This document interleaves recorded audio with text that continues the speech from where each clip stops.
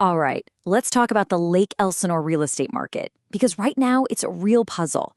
We're getting some signals that seem to completely contradict each other, telling two totally different stories at the same time. So we're going to dig in and figure out what is really going on. Let's get started. So this really brings us to the big question, right? Is the Lake Elsinore market hot or is it cold? Because honestly, the numbers are pointing in both directions at once. And that's exactly what makes this whole thing such an interesting puzzle to piece together. And here it is, the heart of the puzzle. Just look at this. On one hand, you've got sales volume. The number of homes sold is up a whopping 41% from last year. That just screams a hot market, doesn't it? But then on the other hand, the homes that are actually selling are taking twice as long to do it. So how is that even possible? How can both of those things be true? Okay, so section 1, a confusing market picture. Yeah, that's an understatement.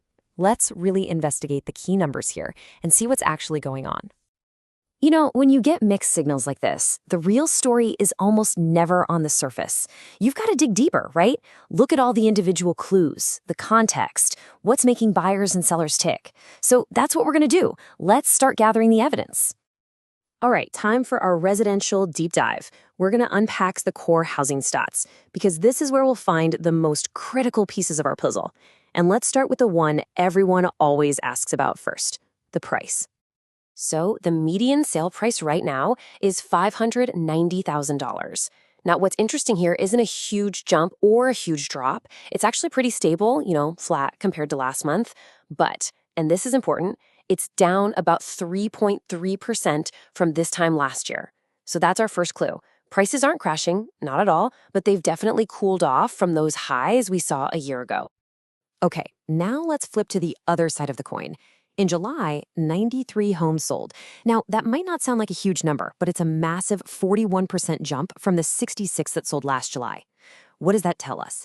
It tells us there was a whole bunch of pent-up demand, buyers who were waiting, and they're finally jumping into the market.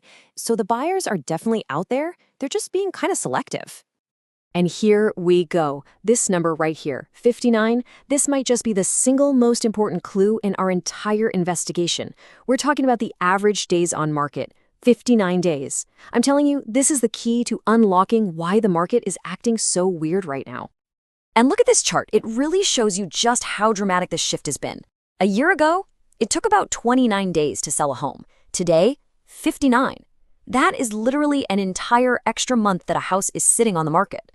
So what does this mean? It means that even though more homes are selling overall, buyers are taking their sweet time. They don't feel that frantic pressure to just pounce on the first thing they see.